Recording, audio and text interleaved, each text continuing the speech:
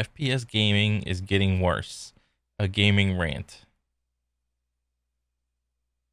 Guys, can we just sit down and have a chat for a moment? Mm-hmm. Because I'm tired. I'm fed up, honestly. As a long-time first-person shooter player and a fan of many franchises over the years, it continues to absolutely dumbfound me as to how this genre and these franchises that operate within it can continue to get worse and worse. And no, just to be clear, this isn't going to be a targeted attack on a particular franchise or game. This is a pretty systemic issue with the genre as a whole right now, and something that I feel needs to be talked about, at least from my perspective. G'day there once again, viewers, your mate Kamikaze78 here, and today we're going to be having a chat about the ongoing downfall of the first-person shooter genre. Well, the overarching principle to all this is already the skill gap in FPSs. So what that means essentially is the longer an FPS is out, the bigger the skill gap gets. And the bigger the skill gap, the harder it is to bring in new players. And most FPS developers, I would guess, probably get a lot of their income from probably like newer players to like mid-tier players. I'm guessing at this.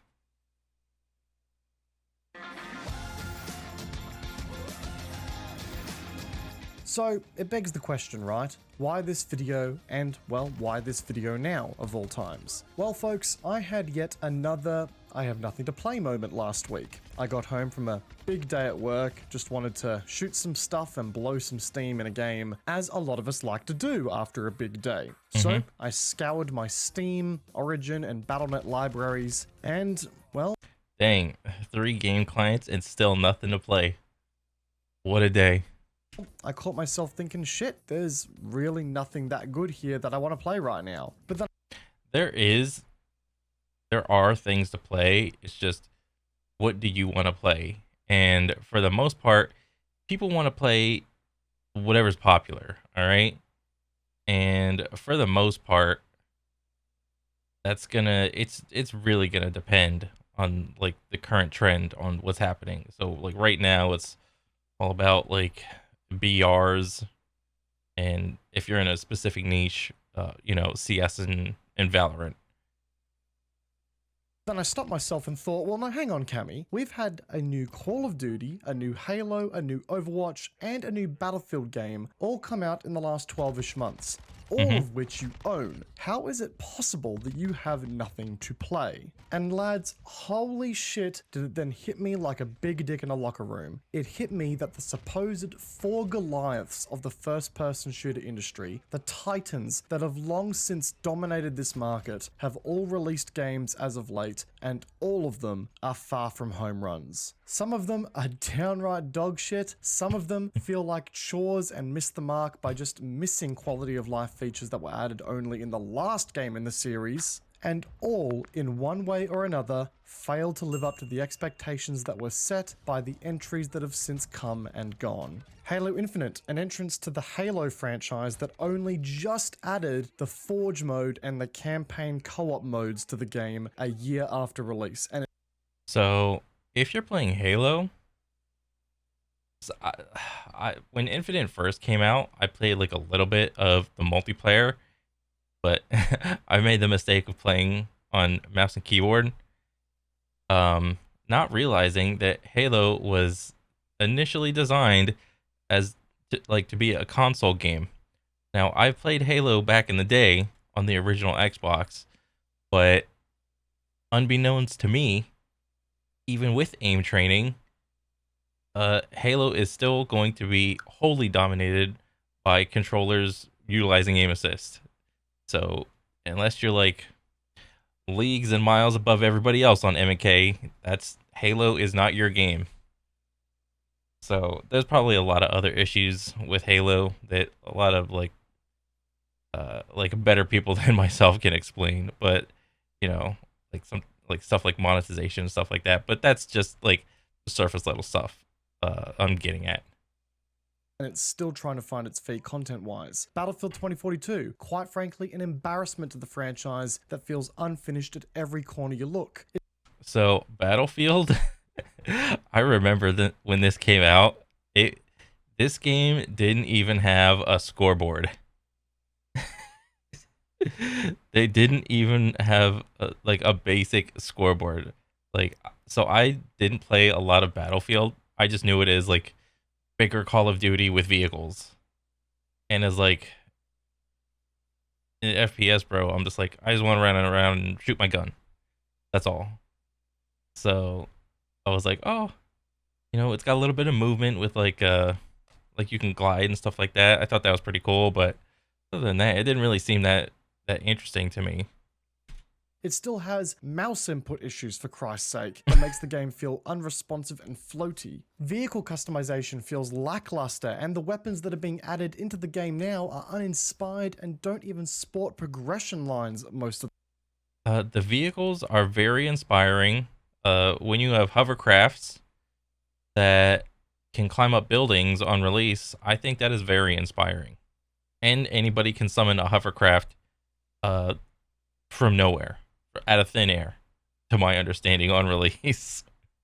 the time. This game, if you could even call it that, still doesn't even come close to feeling like a finished product. Overwatch 2 is a game that I can only describe as the most egregious attempt to lock content behind a quote-unquote soft paywall that I've seen since the EA Star Wars Battlefront days. And then Yeah, Overwatch 2 is Overwatch 1.5, like you just said. It's essentially the same game, just different coat of paint, same physics, couple new characters locked behind a paywall. That's it. Then you've got Call of Duty / Warzone, which, I can't actually believe I'm saying this out loud, is the most put together title on this list by comparison to the... Well, it's the most put together because it's the one game that they just go copy paste. So that's why it's the most put together. I probably, same thing can be said from probably Overwatch. Call of Duty has had 15 plus years to copy paste the same game. The other three lacks so many quality of life features from previous games, such as the simplistic ability to save highly customizable weapon loadouts, or replate in Warzone while sprinting, both stuff that was available in Modern Warfare 2019. I could literally spend hours upon hours nitpicking every single game that we've mentioned here so far. But as I said at the start of the video, we're not going to be attacking individual games here. But what I do want to do here is address two core problems that exist and dominate this genre of games and continue to be the reason, in my eyes at least, as to why FPS gaming just sucks so bad nowadays. They are, of course, the early access cycle and forcing time played over time enjoyed. So, early access cycle, in quotes. So, this he's probably referring to the time, like, from the beta release to the actual release, which isn't even the actual release. It's just like a foundational skeleton of a game that they drip feed you content, because if all the content is there from day one, they're afraid players are just going to grind out everything and then you're going to be left with nothing to do. So that's the issue with the early access cycle. The developers are very rushed, with like the crunch time of creating these games, even if they are copy pasted type games like Call of Duty or whatever. And it just turns out just bad games in general. Time played over time enjoyed. Again, this is going back to drip feed like type of content. That second one is a bit vague here, but I promise it'll make sense in due time. But to address our first point here today, games every year are, quite frankly, not getting better anymore. Sure, we may take a step forward or two in the graphics, audio, or customization departments, or something that makes the But in FPS, as we all know, all the FPS bros, what do they do to the graphics? They crank that shit all the way down. So, I would probably give him the graphics part for FPSs that are like more or less single player and not so competitively driven. Title play well on the surface might get added, which is nice, but in the same move, we take about 10 steps back by just neglecting to learn from previous mistakes from the franchise, or just refuse to incorporate the quality of life features that have been in games for years. And it's all under the fucking guise, and this is what gets me the most, of, oh, we'll add it back in later, it's coming guys, don't worry. No. What that is that the developer decided to work on the flashy content first and get the material that is meant to sell the game done first. AKA all the microtransactions, all the cosmetics, and things like this. At the expense of finishing the mechanics and the systems that actually make your game function well as a game for the player. That mentality and what we're seeing here is not live service development. That is early access. And while I acknowledge that the early access culture has allowed indie developers to do some amazing things that wouldn't have once been possible, the big dogs in this industry have been using it for years as a means to push out rushed games and then sell the apologetic sob story on a branded Twitter image about how they should have fixed the game sooner and that fixes are coming. Call of Duty's inability to save custom weapon loadouts and lacking presence of any in-game stats at launch is a big culprit of this, and it seriously takes the excitement out of buying games nowadays. You know, I remember being excited to buy new first-person shooter games, man. Back in the day, well, for the most part that is, games only built on what their prequels had accomplished. They cut very little corners, at least that's how it felt like. And now, it seems like all they do is just take away and give it back to you later. Under the guise as it's new content, which doesn't feel too good. Innovation happened every time, but now getting hyped for any... I mean, as far as innovation goes, it's like, I mean, how much can you innovate for FPSs? You know, you're a dude running around with a gun. How many flavors can you get of that, honestly? You know, we have the death of the genre of arena FPS. You know, people don't like moving and shooting. It seems more people like standing still and shooting. So, how much innovation can you get?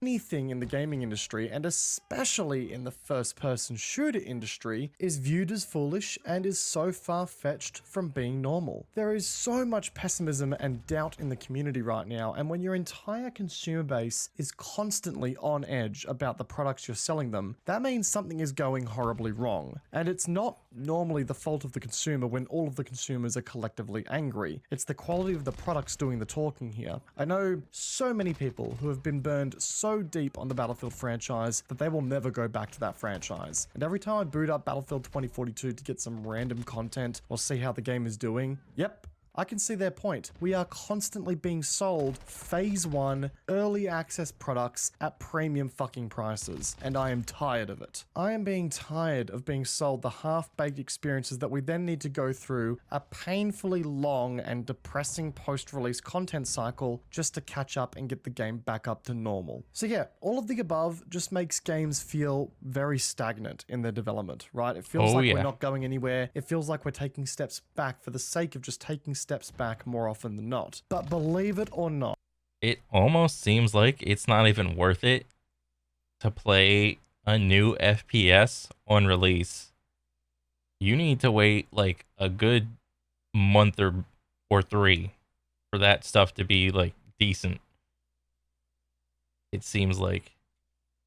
And I know this is going to be a bit far-fetched here for some, but hear me out here. That's not even the biggest problem I have with first-person shooters nowadays. Shocking, I know, right? But no, the biggest problem here for me is just how focused gaming and the first-person shooter genre has become on squeezing as much playtime out of you as possible, but not through the quality of the experience being offered up by the game itself. A focus on time spent over time enjoyed. Allow me to explain. Obviously, gaming has long been about getting players through the doors almost every day for a long time. Keep players playing a game, it spreads the word of mouth, more people buy your game, more people buy your post-release content. But nowadays, it's not the experience of the game or the fun of the game that is getting most of us through the door nowadays. It's the sense of urgency, the fear of missing out, and the timed content or game modes that we see all the time now. Of course, I'll log in to play my shooter of choice to jump in with the boys and have some banter, but you can best believe that in the back of my mind,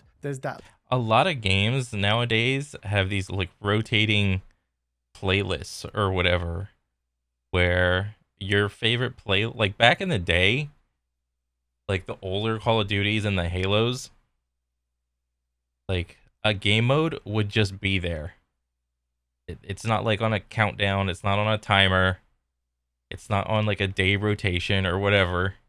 It's just there all the time. Now there's timers, there's rotations, you know? And it doesn't feel good. Lingering, nagging thought of, you better sweat your dick off, you got stuff to grind for. That's something that didn't exist a few years ago. Sense of urgency. Like he said before, fear missing out. And unfortunately, this has been a byproduct of one of the very few modern day post-release content strategies that I've been known to and still defend to this day. It's the Battle Pass and seasonal content methods. Because I do believe that by offering all of your post-release content to players for free in some regard to grind out at their own pace is a good way to keep your community going at a healthy pace. In addition to that, it ensures that content like maps isn't locked behind paywalls and doesn't fragment the community. We all remember the days of older Call of Duty titles with map packs, right? Originally, the playlists that featured them were popping off, you're having a good time, and then they died out a few weeks later as the majority of the community didn't commit to the purchase of those map packs. But for the few people that did, it was fun. So there's benefits here when the model is included correctly. But I truly do believe that a lot of games nowadays out there have been relying on this solely as a means to keep players engaged, forgetting to actually focus on the meaningful and moment-to-moment fun gameplay as keeping your players engaged. I don't know about anyone else who may be watching this video, but I know that if I personally commit to, say, a premium battle pass, right, and I've got 90 days to unlock all of the contents of that battle pass or never get the rewards, you can bet your ass that I feel so obligated to go collect everything because, well, that's how I'm going to get my money's worth from that investment, that timed investment that I've made in the game and in that battle pass. It is no longer fun to grind battle passes. It feels more like a chore.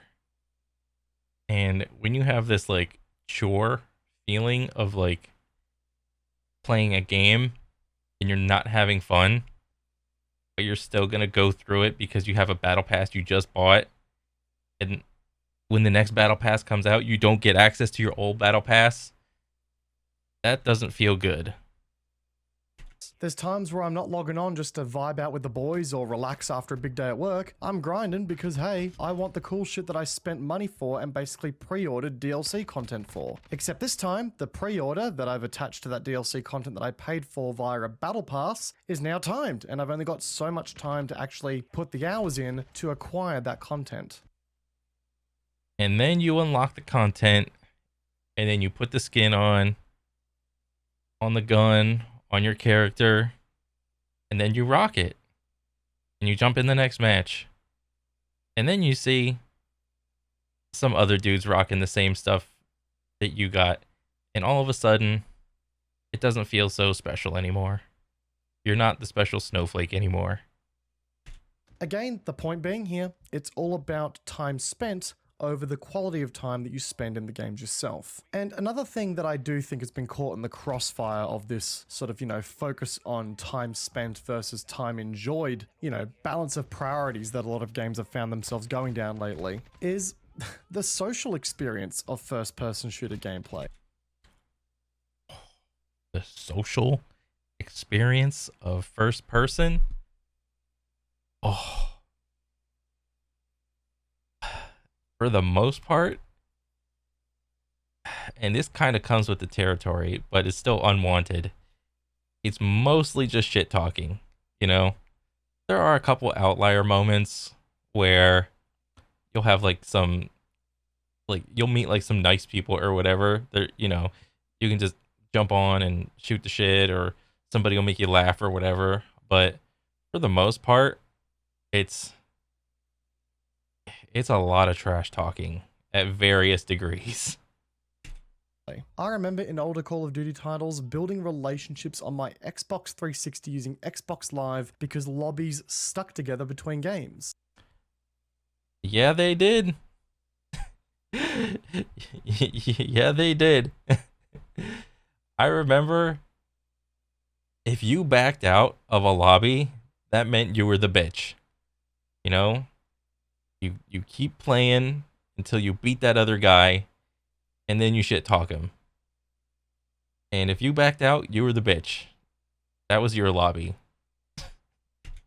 If there was a dude giving me shit on the enemy team last game, I'd try to beat his ass in the next one. Yep. Or, you know, if I was building friendships with people on the same team for multiple matches in a row, then maybe we'd, you know, be able to share a friend request and actually play together again in the future. Until that guy that you were shit talking on the other team is now on your team. And now you got to hear it for the rest of the match. That sort of stuff does not happen in modern day gaming anymore because lobbies are more often than not disbanded each and every game because the skill-based matchmaking now needs to correctly reassign you into the skill lobby that you fit yourself in. Oh, yeah. And skill-based matchmaking is a thing, and it's not going away. Now, your game might not have skill-based matchmaking.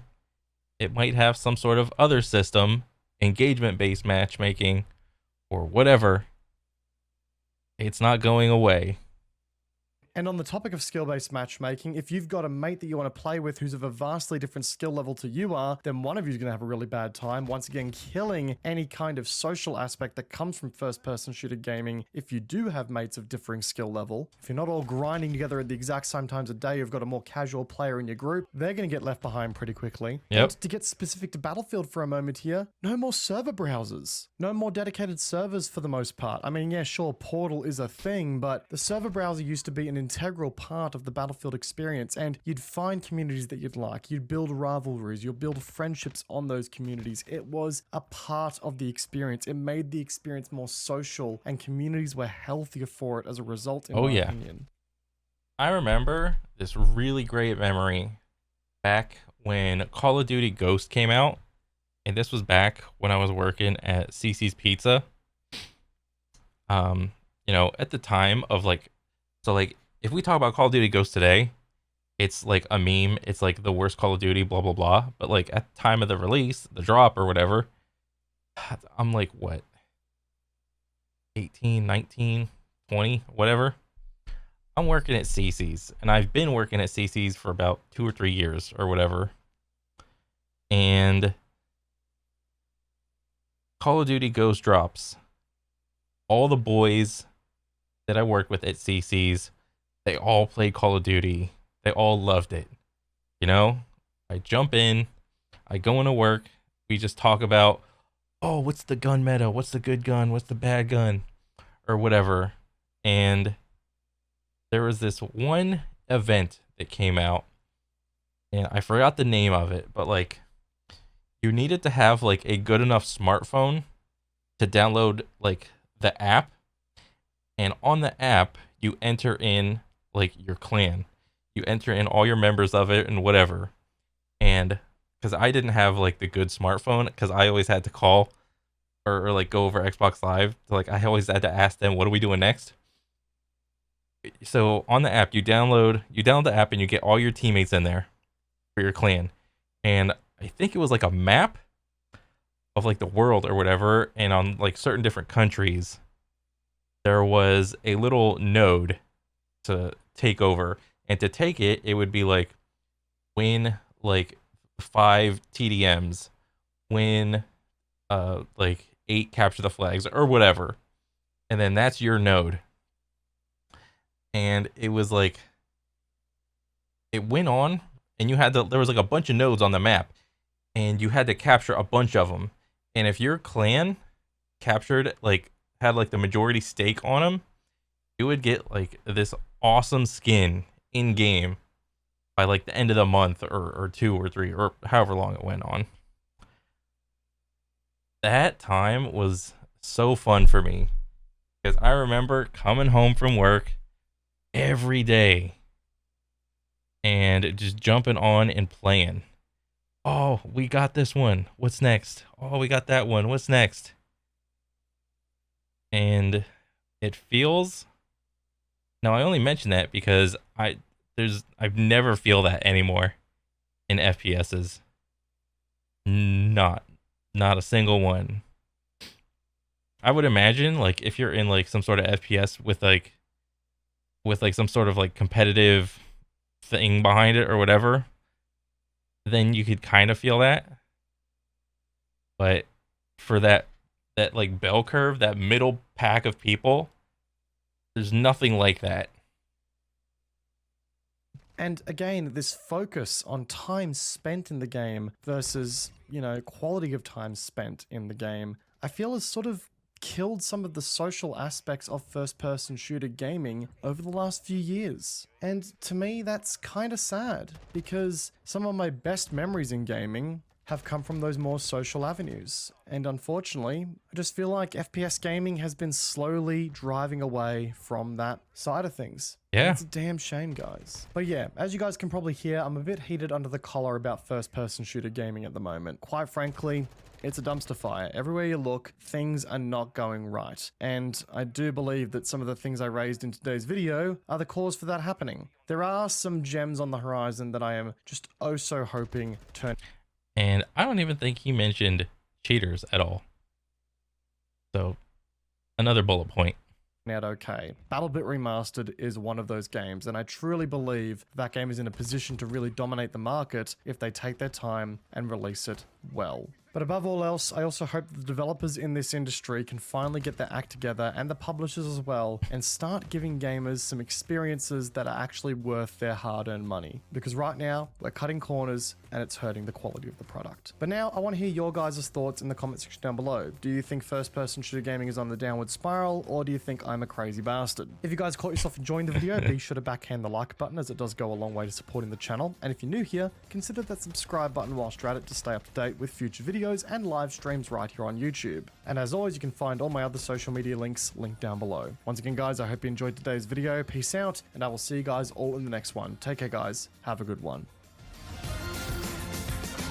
Yeah, that was a good video. So, I thought that was really nice. Definitely.